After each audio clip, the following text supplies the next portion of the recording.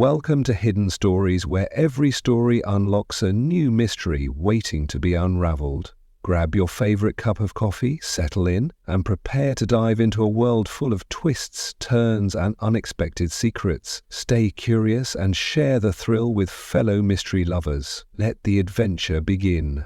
Hercule Poirot and the Case of the Poisoned Glass. The letter arrived late, its edges worn, the paper slightly yellowed with age. But it was the words within that held Hercule Poirot's attention, each one laced with urgency, a veiled promise of danger.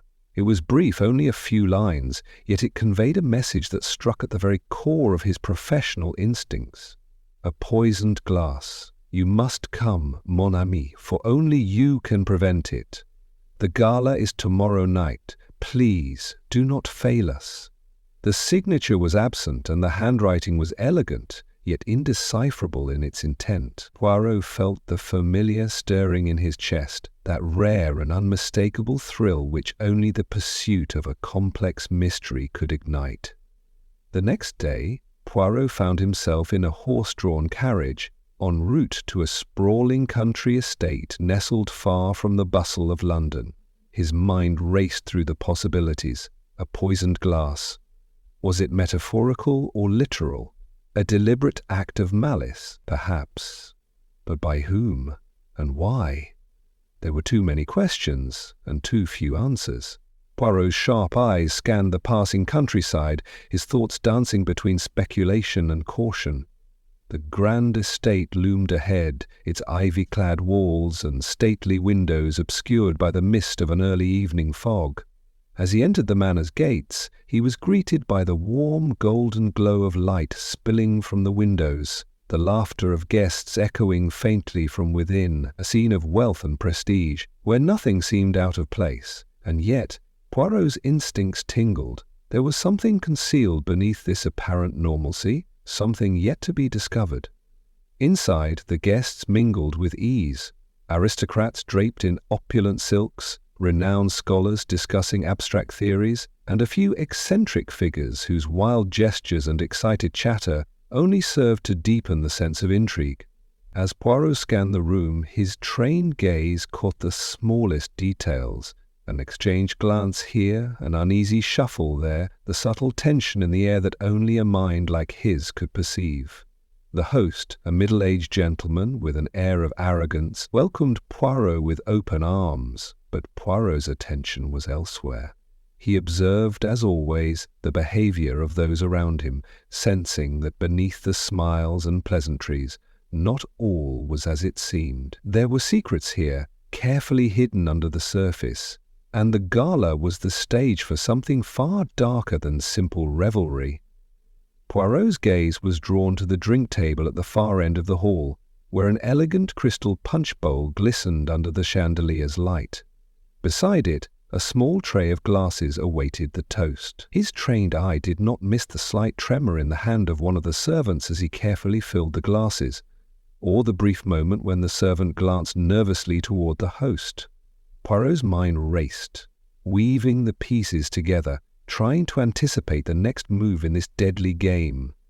The guests began to gather around the table, laughter and conversation rising in volume.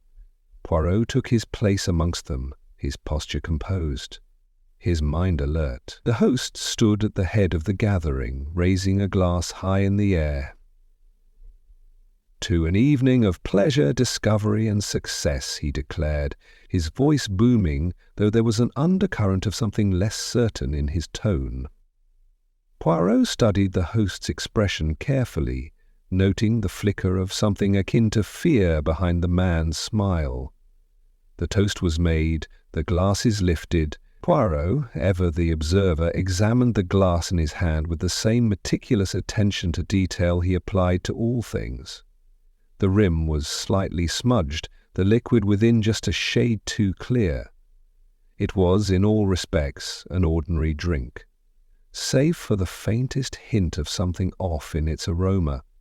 But Poirot knew better than to dismiss such small details. There was no such thing as an ordinary drink in his world. No, something was afoot, and he would be ready when it revealed itself. As the evening unfolded, the chatter continued, the clinking of glasses became rhythmic, and Poirot's mind raced faster with each passing moment. His suspicions had not yet been confirmed, but his intuition told him that he was not merely a guest at this gala. He was, perhaps unwittingly, a participant in a much grander drama, and the scene, Poirot knew, was set for a most intriguing and dangerous revelation. The gala hall was a vision of opulence. Crystal chandeliers that bathed the room in a soft golden glow, sweeping draperies in deep, rich hues, and tables laden with the finest foods, sparkling with silverware that gleamed in the ambient light. The air was thick with laughter and the clinking of champagne flutes, but beneath the shimmering surface of wealth and pleasure, a palpable tension hung in the air, almost as if the entire gathering were an elaborate play, a performance in which no one was entirely sure of their role. Hercule Poirot stood quietly on the periphery of the room, his sharp eyes scanning the crowd, his mind already at work. He had seen enough to know that every gesture, every look, every word spoken contained a clue to the web of relationships in play.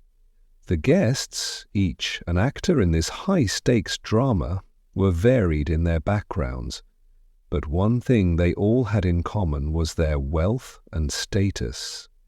As the host made his rounds, greeting each guest with practiced warmth, Poirot felt the growing undercurrent of hidden motives, and though none had openly revealed themselves, Poirot knew that beneath the masks, secrets festered. Lord Reginald Fallowbrook, a man whose age had not dulled the sharpness of his intellect, was the first figure to catch Poirot's attention. The millionaire's silver hair was immaculately combed, his dark suit cut perfectly to fit his tall, lean frame. He exuded an air of aristocratic authority, though his eyes, faintly bloodshot and always darting, spoke of a mind plagued by restlessness. There was a sharpness to Lord Fallowbrook's words that suggested a man accustomed to getting what he wanted, but beneath the veneer of command, Poirot could sense an unease. Reginald's movements were precise, deliberate, but there was an almost imperceptible hesitation in his step when he walked past Lady Evelyn. Lady Evelyn, his wife, stood at the centre of a group of admiring guests, her beauty as timeless as the evening itself.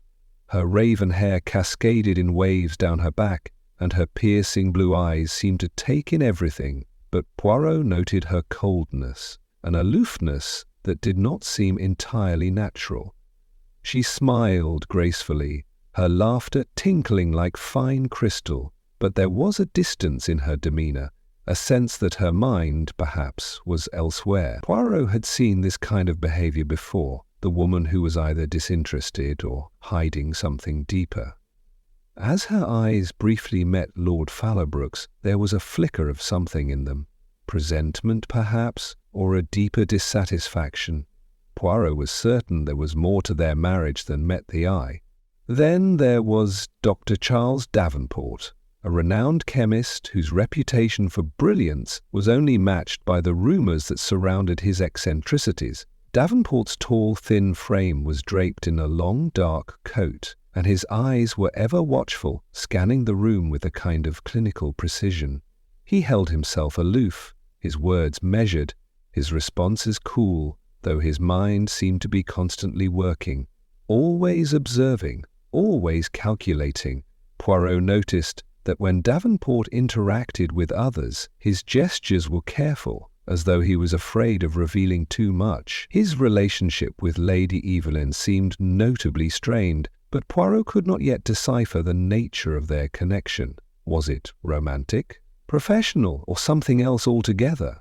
And then, finally, there was Countess Isidora Rouvier, a woman of striking beauty and an air of mystery that clung to her like perfume. Her dark eyes shimmered with secrets, and her low, melodic voice seemed to draw others in effortlessly. She was dressed in a gown of deep burgundy, her long neck adorned with diamonds that caught the light with every movement. Isidora's presence was magnetic, and as she spoke, she commanded attention. Poirot observed the way Lord Fallowbrook's gaze lingered on her. Lingering just a moment too long, too intently. The tension between them was palpable, and Poirot could not ignore the history that seemed to be written in their body language, as if the two had once shared something far more intimate than mere acquaintance. The Countess's enigmatic smile only deepened the mystery. Poirot wondered if she was the key to unraveling the entire situation. The guests continued to mingle, but Poirot remained detached, his thoughts running like a well-oiled machine. He noticed subtle interactions.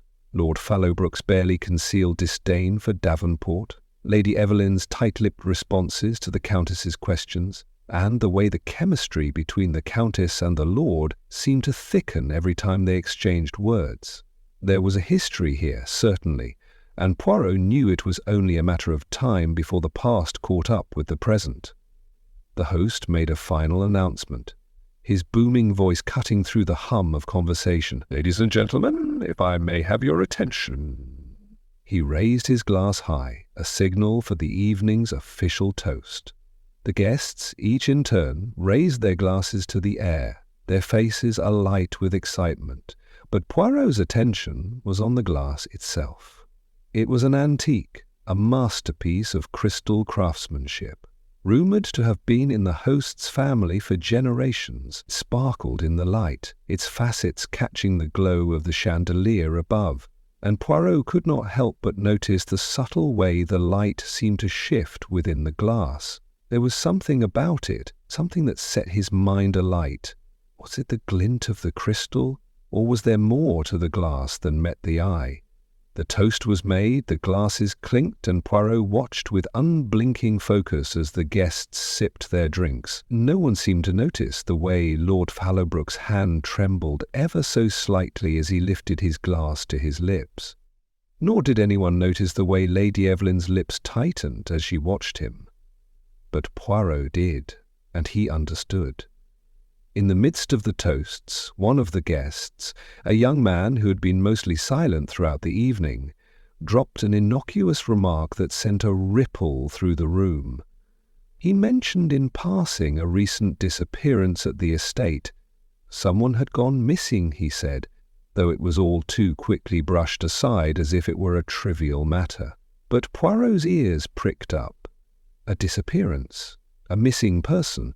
His mind whirred with possibilities. Was the disappearance connected to the poisoned glass that had been hinted at in the letter? Had the gala become the setting for more than just a social gathering? Poirot's gaze moved across the room again, each glance a quiet but deliberate observation. The players had been introduced and the game was set in motion. Something was brewing beneath the surface. Something far more dangerous than anyone in the room had anticipated. Poirot, ever the silent observer, knew that it was only a matter of time before the truth began to surface, and when it did, it would change everything. The gala had been in full swing, the laughter and clinking glasses filling the grand hall with an air of celebration. But in an instant, the jubilant atmosphere shattered like glass. An ear-piercing shriek echoed through the room. All eyes turned toward Lady Evelyn, whose face had turned a ghastly shade of pale. She staggered, clutching at her throat, and then collapsed, her body hitting the floor with a sickening thud. A glass of champagne slipped from her hand, rolling across the polished floor like a forgotten relic. The guests froze in place, shock and confusion gripping them as they looked at one another, uncertain of what to do. The celebration had suddenly turned into something darker, something far more sinister. Poirot was the first to move. With swift precision he rose from his seat and approached the scene, his eyes already narrowing in thought. "Remain calm, mes amis," he instructed, his voice firm but measured. "Do not disturb the scene. We must act with discretion." His words were met with stunned silence, but the guests obeyed, standing back as Poirot knelt by Lady Evelyn's side. The woman's breathing was shallow and her skin had a strange mottled hue. Her lips were tinged with a faint purple. It was clear she had been poisoned, and Poirot's mind immediately began to race through the possibilities. He turned his gaze to the glass on the floor, the very one from which Lady Evelyn had drunk. Poirot picked it up carefully, inspecting the contents. The liquid shimmered in the light, no different from any other champagne, yet Poirot knew something was terribly wrong. "Poison," he muttered under his breath. A rare toxin, one known only to a few. Poirot's fingers brushed lightly over the rim of the glass as he examined it further. He could detect the faintest residue of an exotic substance, a toxin that had been used in select cases of targeted assassinations over the years. The poison was practically invisible and could easily be mistaken for a harmless drink, but its effects were unmistakable. Within moments, the victim would lose control of their body, unable to breathe as their airways constricted, leading to death if left untreated. He stood up, his mind quickly calculating the next steps. "We must clear the room," he announced. "I will need to speak to each of you individually. No one leaves until we have determined the cause." The guests hesitated, but soon complied, stepping back and exchanging confused glances. Poirot's eyes flickered over them, noting their reactions.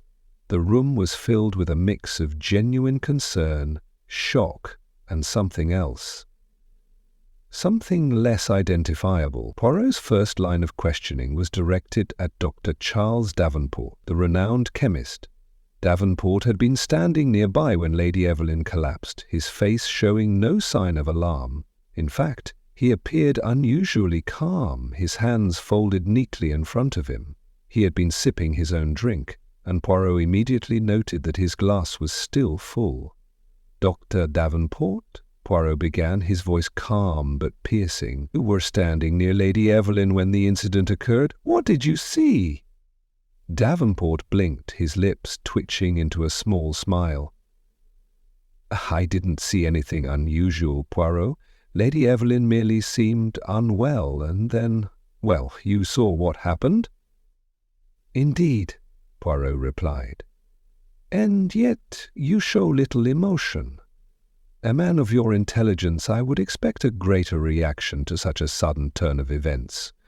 Davenport's gaze remained steady, his eyes almost too composed for the circumstances. "I've seen many such things in my life," he said, his voice smooth and deliberate. "It is not often that I am surprised." Poirot let the silence linger for a moment, carefully observing the doctor's posture. There was something about his calmness that didn't sit right. Poirot's suspicions about Davenport grew stronger, but he didn't press the point. Not yet. Next, Poirot turned his attention to Lord Reginald Fallowbrook. The millionaire was a stark contrast to the calm and collected chemist. His face was a study of agitation, his hands trembling as he held his glass of champagne. His eyes darted around the room as though searching for something or someone. "Lord Fallowbrook," Poirot began, his voice steady. "You seemed quite distraught when Lady Evelyn collapsed. I can't help but wonder, what is it that troubles you?" Fallowbrook swallowed, his throat tight. "My wife. I can't believe this has happened. This is some sort of accident, an unfortunate accident." Poirot could see through his facade. The Lord was hiding something, and his nervousness only deepened Poirot's suspicions. Was Fallowbrook concerned for his wife? Or was he worried that her death would uncover something far darker, something he had been trying to keep hidden? Finally, Poirot turned to Countess Isidora Rouvier, who had been standing at the far end of the room, her expression unreadable. She had not moved since Lady Evelyn collapsed, her posture as straight as ever, her eyes fixed on the scene with a curious detachment. "Countess," Poirot said, his gaze sharp, "you have remained remarkably composed in the face of such an alarming event. May I ask why?" Isidora met his gaze, her lips curling into a small, almost imperceptible smile. "I am merely taking in the scene, Poirot. I do not panic easily." Her response, though polite, struck Poirot as strange. There was no hint of concern for Lady Evelyn, no signs of the shock that had overtaken the others. Instead, her gaze seemed to hold something darker, something hidden beneath the cool surface. Poirot's mind churned with possibilities. The guests were all offering alibis, each one seemingly airtight, but Poirot knew better. His trained eye had picked up inconsistencies. Davenport's unnerving calmness, Lord Fallowbrook's agitation, and Isadora's strange detachment. The glass, Poirot realized, was not the only clue.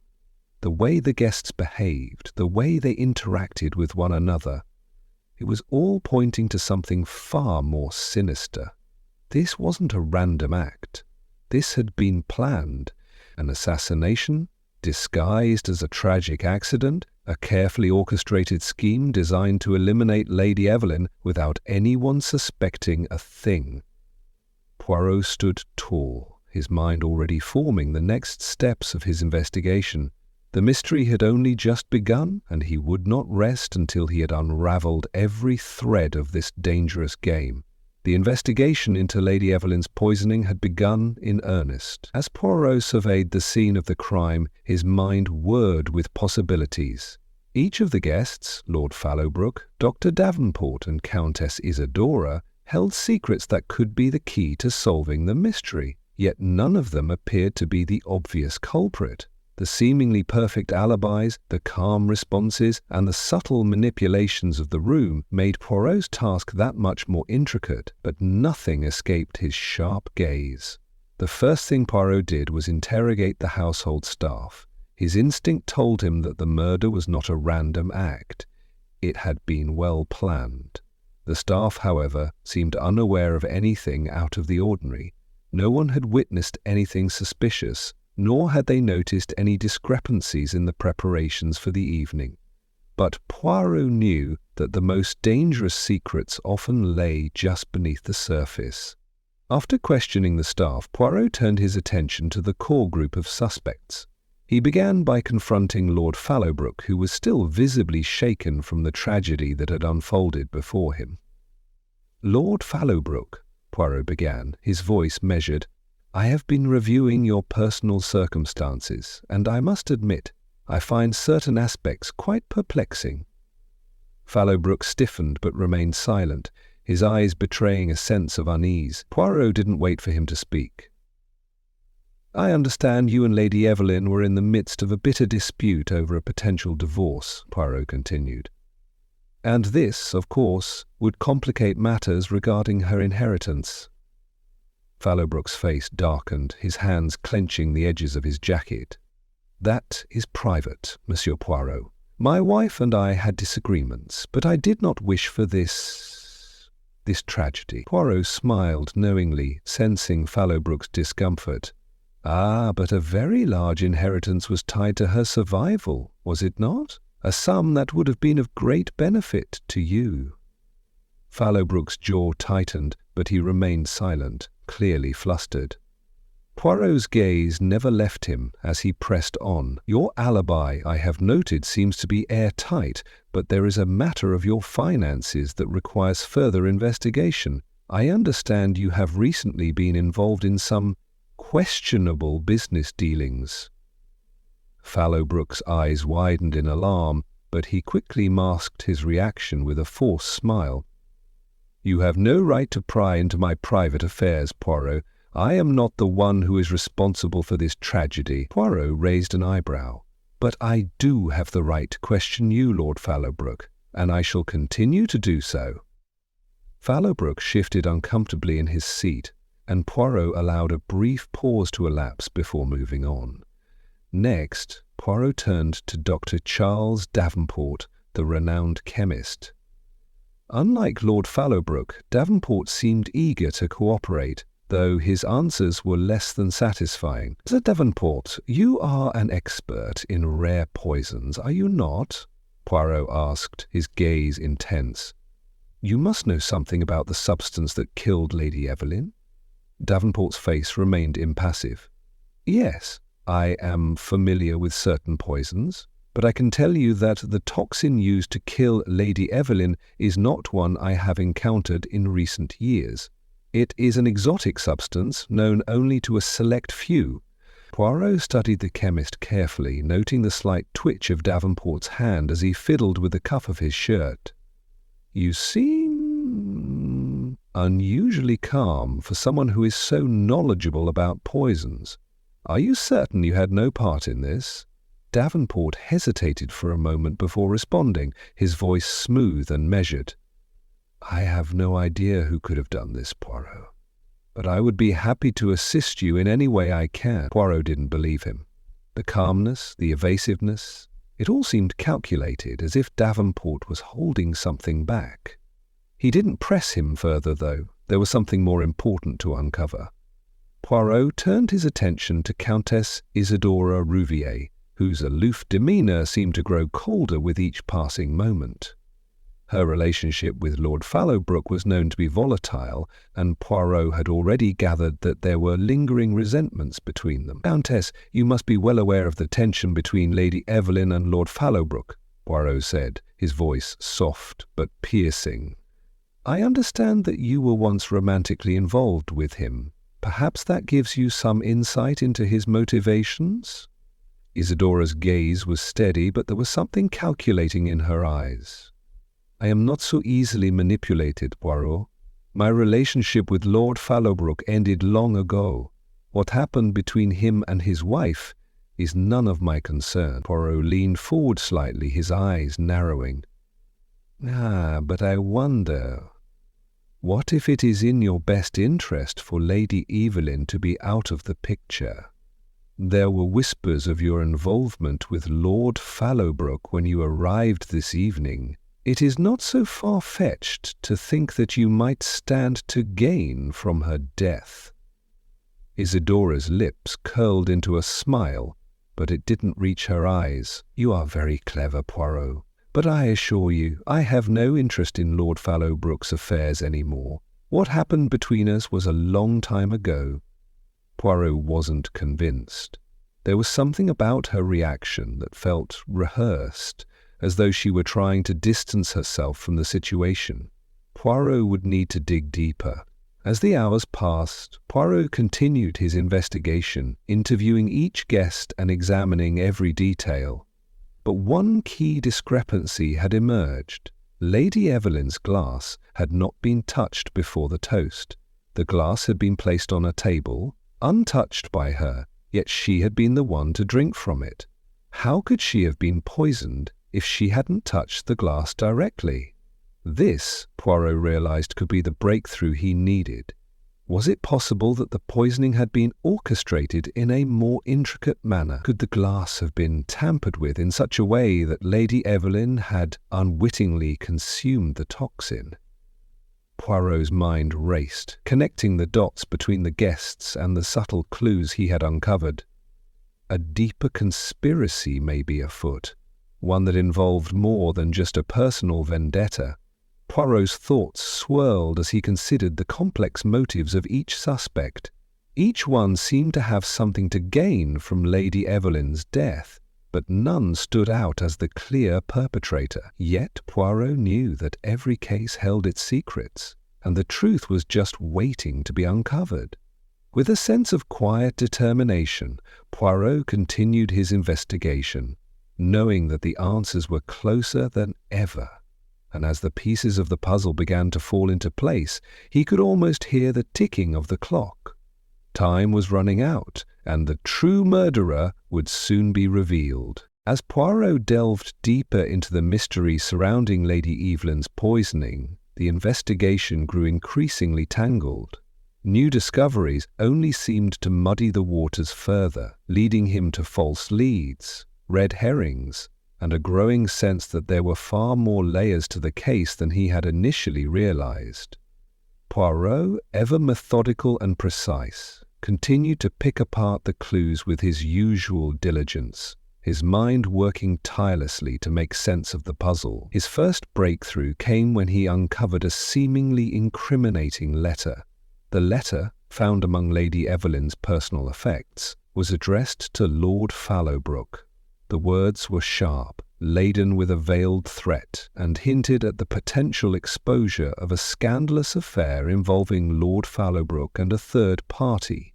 The Countess Isidora Rouvier, it seemed, had written this letter in a fit of fury, declaring her intention to reveal the affair to the world. The tone of the letter suggested malice, and it appeared to put the Countess squarely in the frame as a prime suspect. Poirot could almost hear the whispers in his mind, the whispers of motive, revenge, jealousy, and a desire to regain control over a past relationship. The Countess's long-standing relationship with Lord Fallowbrook, coupled with her apparent resentment towards Lady Evelyn, made her seem like the perfect candidate for the crime. But Poirot's instincts were telling him that this was too obvious. It was too convenient. Poirot carefully examined the letter again, paying close attention to every nuance in its phrasing. There was something off about it, something that didn't sit quite right. The letter was indeed filled with anger, but there was also a certain controlled restraint in the way the Countess had written it. It lacked the raw passion one might expect from a woman scorned. Poirot's mind whirred with a suspicion that perhaps the letter wasn't meant to be taken at face value. He wasn't convinced that it had been written out of genuine vengeance. It was possible that this was a carefully crafted piece of misdirection, a clue planted to lead him astray. Moving on, Poirot turned his attention to Dr. Charles Davenport, the chemist with an expertise in rare poisons. Davenport had been a person of interest since the early stages of the investigation, and his background in toxicology made him a natural suspect. His calm demeanor and willingness to assist Poirot in analyzing the poison had only added to his enigmatic presence. However, Poirot had begun to notice certain inconsistencies in Davenport's behavior. While the chemist had been eager to offer his knowledge on the substance that killed Lady Evelyn, he had been strangely reticent when it came to explaining his own personal connection to the case. Poirot dug deeper into Davenport's background, hoping to uncover a clue that might explain his evasiveness. As he sifted through the chemist's history, Poirot found something unexpected. Davenport had been involved in a series of discrete transactions involving rare toxins and poisons, but these dealings had all seemed to be focused on scientific research rather than criminal intent. In fact, Poirot discovered that Davenport had been acting as a consultant for several high-profile institutions in Europe, working with renowned scientists to develop antidotes for a variety of deadly toxins. It was this new information that shifted Poirot's perspective on Davenport. Rather than being a mere supplier of poisons, Davenport seemed to have a deeper, more altruistic motive. He wasn't interested in causing harm. Instead, it appeared that he had been trying to protect someone. Or something. But whom was he protecting, and why? Poirot mulled over this discovery for some time, carefully considering the implications. It seemed that Davenport had a connection to the estate that went beyond mere professional involvement. Had he been trying to prevent a tragedy rather than contribute to it? Poirot would need to examine Davenport's role in the events more closely, for it was becoming increasingly clear that he wasn't the villain he had initially appeared to be. In the meantime, Poirot stumbled upon yet another unexpected revelation. Lady Evelyn had been working on a secret project with her husband, Lord Fallowbrook. The details of this project had been kept under wraps, but Poirot was able to track down a series of confidential documents that had been hidden away in a locked drawer in Fallowbrook's study. These documents contained sensitive information that could have had far-reaching consequences for several powerful figures in the estate. As Poirot pored over the documents, he realized that Lady Evelyn had been preparing to expose some very dark secrets. There were references to financial mismanagement, illegal dealings, and an intricate web of corruption that seemed to stretch back years.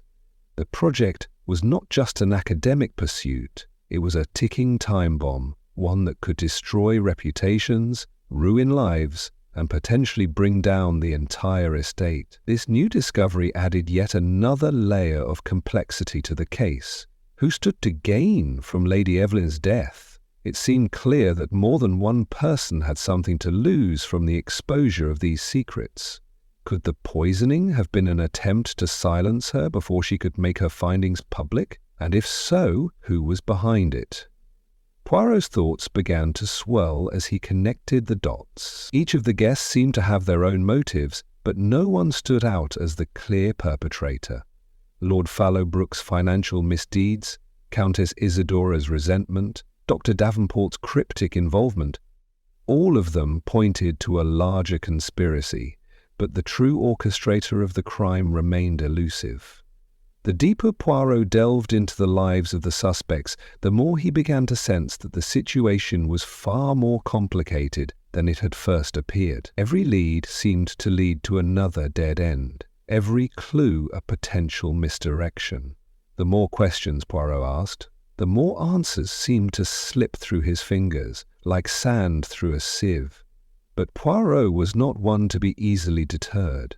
His mind was a labyrinth of logic and deduction, and he knew that the answer lay hidden somewhere in the maze of contradictions, red herrings, and false leads. It was simply a matter of patiently peeling away the layers and exposing the truth. As Poirot stood in the quiet solitude of the study, he felt the weight of the investigation pressing down on him.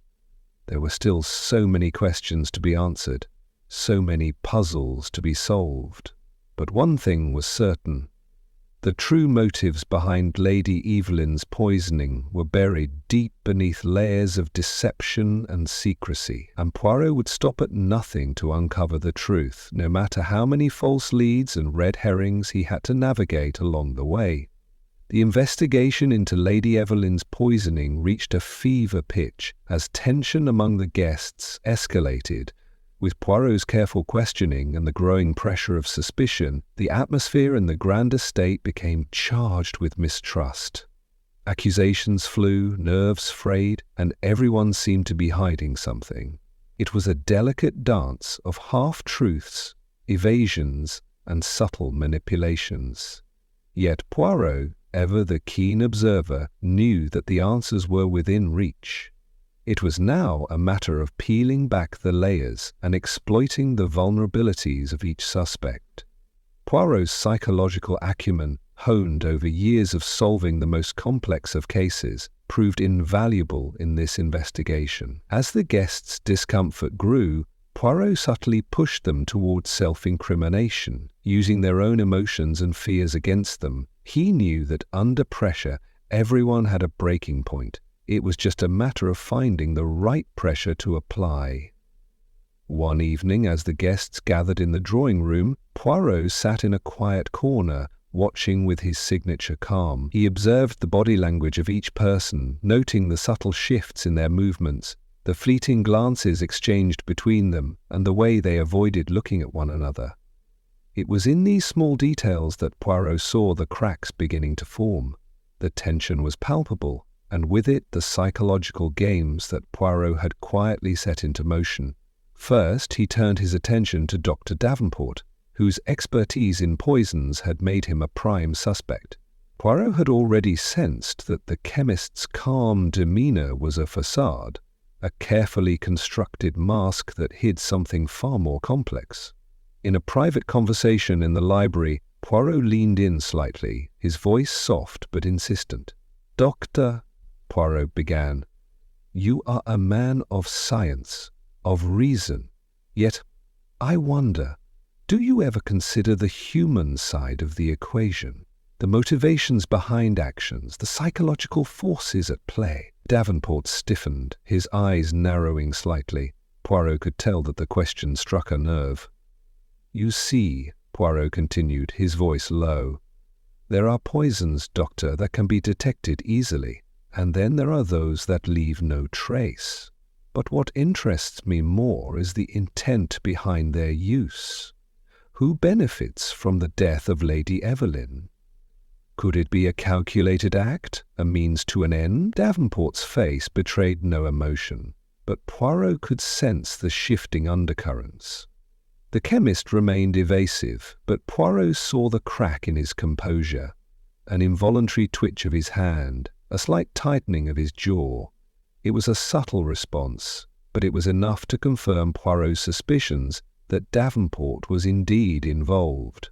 Though perhaps not in the way Poirot had initially thought, there was something deeper at play, a complex web of relationships that the doctor was carefully trying to navigate. Next, Poirot turned his focus to Lady Evelyn's husband, Lord Fallowbrook. The millionaire's anxiety had grown more pronounced in recent days, and his attempts to maintain an air of control had begun to unravel. Poirot knew that Fallowbrook's finances were in disarray, and the secrets surrounding his wealth were perhaps his greatest vulnerability. It was in Fallowbrook's fear of losing everything that Poirot found his point of leverage. In a private conversation in the study, Poirot spoke with the Lord as if he were a confidant, his tone soothing and empathetic. "Lord Fallowbrook, I sense your distress," Poirot said, his eyes locked onto the man's. "It is not just your wife's condition that troubles you, is it? It is the weight of secrets, the knowledge that everything you have worked for is at risk. You are a man who values power, but power is often fleeting, and when it slips away it leaves behind only destruction." Fallowbrook's face went pale. Poirot could see the conflict swirling within him, and in that moment he realized that the Lord was terrified, not just of losing his wife, but of the many skeletons in his closet being exposed. The mention of secrets seemed to strike a deeper chord, and Poirot could see that Lord Fallowbrook was teetering on the edge. "Tell me, monsieur," Poirot pressed, "what would you do to preserve everything you've built? What lengths would you go to ensure your empire remains intact?" Fallowbrook's eyes flickered with something akin to panic before he quickly regained his composure. "I would do anything," he replied, his voice hoarse. The words were quiet, but Poirot had heard enough. The Lord's desperation was undeniable. His actions were driven not only by love, but by the fear of losing everything: his wealth, his reputation, and his power. The tension between Lord Fallowbrook and the Countess also continued to build. The strained relationship between them had been the subject of much speculation, and Poirot knew that their volatile history was far from over. The Countess, though charming on the surface, seemed to be hiding her own set of anxieties. As Poirot pressed her on the subject of Lady Evelyn's death, he could sense her walls growing higher. She was a woman with much to lose, and she knew how to play the game of deception well. In one particularly charged conversation, Poirot pushed the Countess into revealing more about her past with Lord Fallowbrook. "You have been close to him once," Poirot said, his voice gentle but probing. "And yet your words to him now are sharp, full of disdain. Why is that? Is it merely bitterness, or something more?" The Countess's lips curled into a tight smile, but her eyes betrayed her. She looked away quickly, her hands clasping tightly in her lap. Poirot knew that he had struck a nerve. There was more beneath the surface than a mere affair gone wrong. But the most chilling development came with Lady Evelyn's deteriorating health. As Poirot continued his investigation, he became increasingly aware that someone seemed to be deliberately prolonging her life. The doctor's treatments, though seemingly effective, were far from the norm. They were tailored to keep her alive just long enough to either force a confession or hide the perpetrator's tracks. Poirot's suspicions were confirmed when he overheard a conversation between Dr. Davenport and Lord Fallowbrook, during which they discussed the urgency of Lady Evelyn's survival, or rather, her lingering state of life. Poirot now knew that time was of the essence. The investigation had become a race against the clock, and the psychological games were growing more intense. The guests had begun to play their own mind games, desperate to protect themselves. For Poirot, it was a battle of wits, and the stakes could not have been higher. As the investigation drew to its final moments, the tension in the grand estate reached an unbearable peak. The once carefree guests who had come to celebrate the evening were now bound by suspicion, guilt, and the dread of an inevitable revelation. The longer Poirot delved into the depths of their histories, the clearer the threads of deceit became. Each suspect's behavior, each piece of evidence had woven a web so intricate that even the most astute observer might have overlooked its true nature. Poirot, however, had not overlooked anything. He had observed, listened, and meticulously pieced together every fragment of the puzzle. Now, in the drawing-room, surrounded by the very people whose secrets he had uncovered, Poirot was ready to make his final move. With the guests gathered around, Poirot began his revelation. His voice, calm and steady as ever, cut through the charged atmosphere. He looked at each of them, his gaze lingering for a moment on each face, savoring the dramatic tension he had created. "It is time," Poirot said, his hands folded in front of him. "The mystery that has confounded us all for these days is about to be solved. The poisoner, the one who has caused Lady Evelyn's suffering and tried to manipulate us all, is now known." He paused for a moment, allowing the weight of his words to sink in. The guests shifted nervously, eyes darting around, as each person wondered whether Poirot would reveal them as the guilty party. Poirot, however, was not yet finished. "It is clear to me now," he continued, "that every one of you has played a part, knowingly or unknowingly, in this tragic series of events. But one of you, a most unexpected individual, has orchestrated the entire affair." He turned slowly, his piercing gaze locking with the person who had been at the center of his suspicions all along. Lady Evelyn's poisoning was not a random act, it was a carefully calculated, deliberate attempt to cover up a far deeper and far darker betrayal. The guests gasped in shock as Poirot's words hit their mark. Poirot's gaze then fixed on the Countess, her face a mask of false composure. She flinched ever so slightly, a nervous twitch that was enough for Poirot to confirm his suspicions. "Madame," Poirot said softly, his voice still calm but laden with conviction, "you are the one who poisoned Lady Evelyn." A stunned silence fell over the room. The Countess's eyes widened and her lips trembled slightly, as if she had been struck by a physical blow. She opened her mouth to speak, but then hesitated, as though weighing her words. Poirot's voice cut through her silence, smooth but unwavering. "You see, my dear Countess, your motives were hidden beneath layers of deceit, but not as deeply as you thought.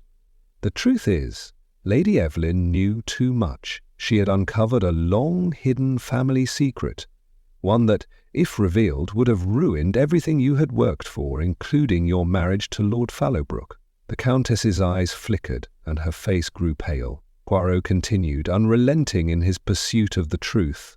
"You and Lord Fallowbrook, despite your outward appearances, have been living a lie. The affair you once had, the one that so nearly destroyed your relationship with him, was not the only betrayal you've been hiding.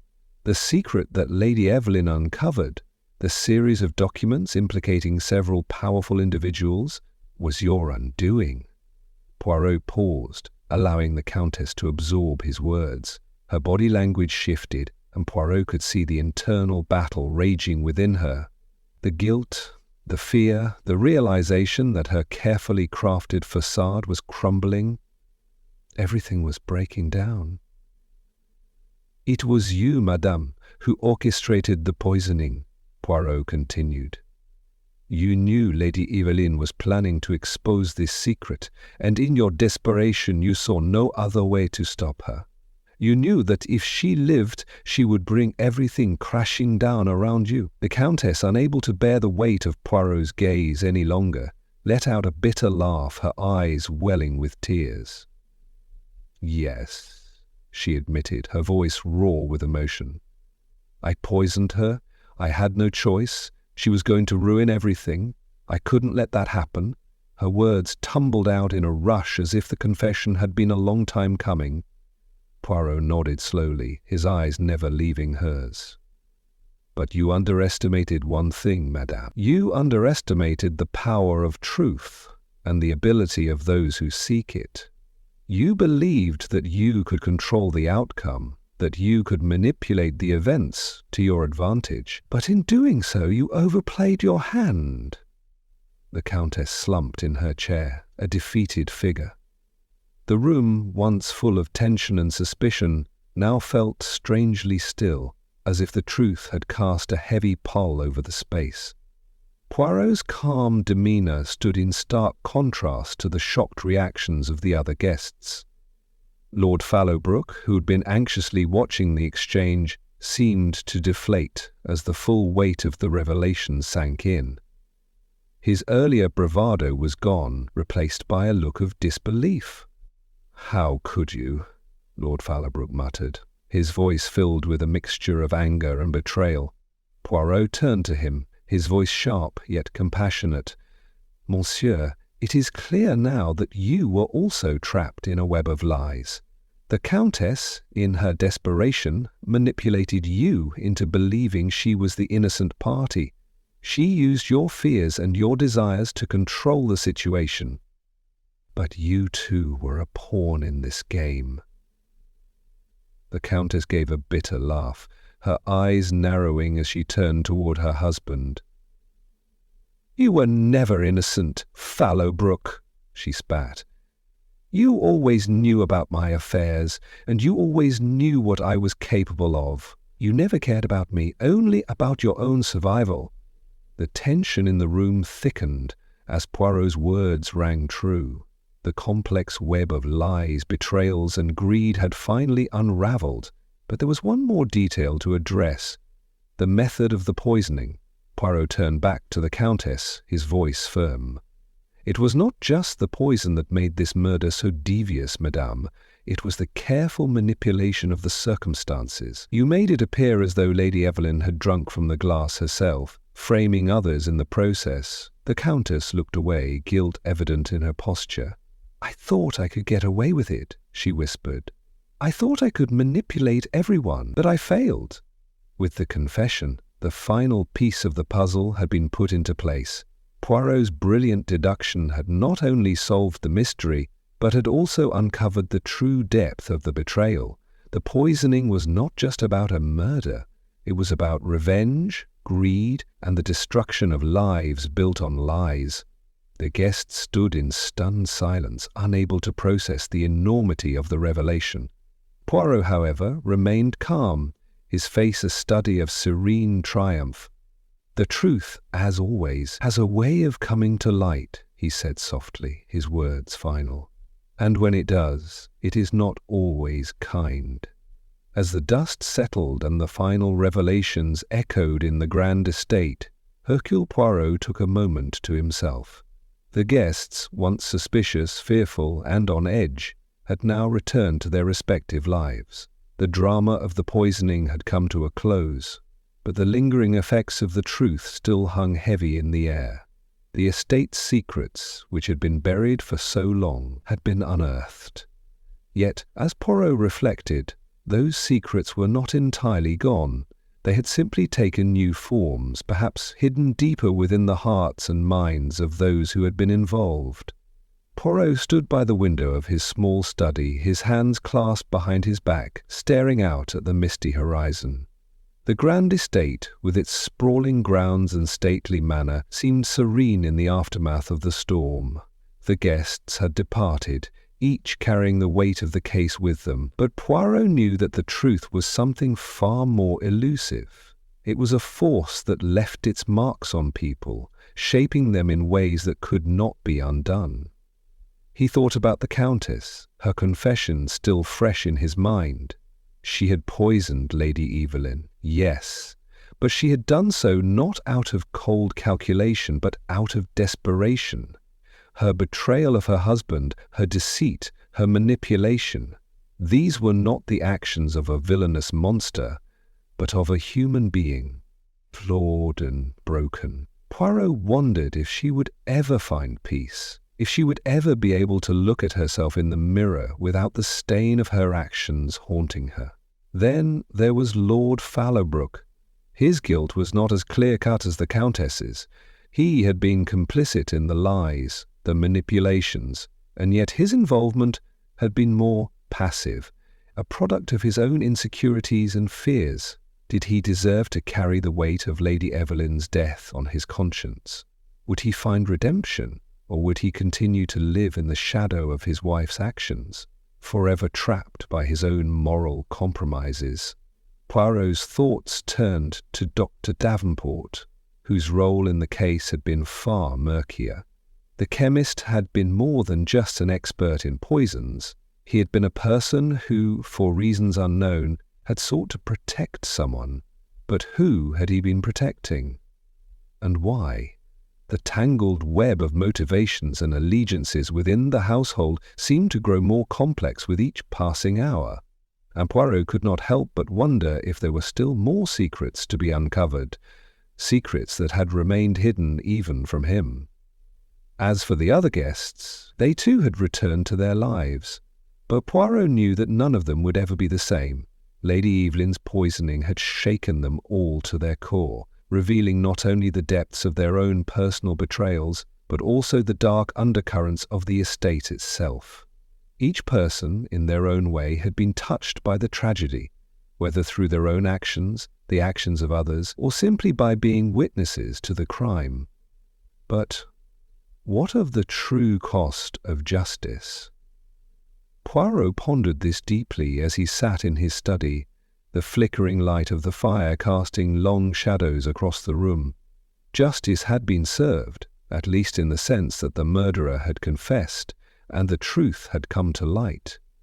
The Countess would face the consequences of her actions, but Poirot could not shake the feeling that something important had been left unsaid. Justice was never as clean and final as people liked to believe. It was not a neatly packaged solution to a problem, nor a definitive answer to a question. It was messy, ambiguous, and often it was coldly indifferent to the very people it sought to punish. Had the Countess received what she deserved? Was the punishment too light? Poirot did not know. He had seen many people walk the fine line between right and wrong throughout his career, and he had learned that the boundaries between them were not always so clear. The law had its place, but the human heart was far more complicated. What was the true punishment for betrayal, for greed, for revenge? Was it the loss of freedom, or was it the toll that these actions took on the soul? And was that toll ever truly paid, or did it simply continue to build unseen until it broke the person completely? Poirot's mind returned to the final moments of the case. The Countess had confessed, and the guests had learned the truth, but what had changed for them? The estate would remain, the secrets would stay buried, and the lives of those who had been involved would continue, marked but unbroken. Lady Evelyn's death had not resulted in a clean resolution. It had left behind a legacy of fractured relationships, broken trust, and unresolved questions. The pieces of the puzzle may have fit together, but the larger picture remained shrouded in uncertainty. As Poirot reflected on the case, he realized that the only thing he could be certain of was the inherent complexity of human nature. People were driven by a multitude of forces: love, fear, greed, guilt, revenge, forces that could not always be predicted or understood. And in that complexity he found both the beauty and the tragedy of life. The truth was a fragile thing, easily obscured by lies, half-truths, and the very human desire to protect oneself. And yet it was that truth that allowed Poirot to do what he did, to uncover the mysteries, to untangle the knots, and to bring some semblance of justice to those who had been wronged. But even as the case concluded, Poirot knew that the questions it raised would continue to haunt him. Justice, he had learned, was never truly final. The truth, once revealed, never offered the peace that people expected. And so, as Poirot sat back in his chair, the fire crackling softly in the background, he allowed himself one final reflection. Sometimes, Poirot thought, the only answer was to continue searching, even when the case was closed. The true cost of justice, he mused, was not the punishment of the guilty, but the realization that no matter how much we learn, we can never fully understand the depths of the human soul. And with that he rose, extinguishing the candle by his desk, leaving the room in darkness as he stepped out into the night, still searching for the answers that only time and perhaps one day the heart would reveal. Thank you for tuning in to Hidden Stories. If you enjoyed the intrigue, suspense, and the thrill of the chase, don't forget to subscribe and hit the bell icon. Stay updated on more captivating detective adventures that will keep you at the edge of your seat. Your support makes it possible to continue bringing these stories to life. Keep the mysteries alive. Until next time,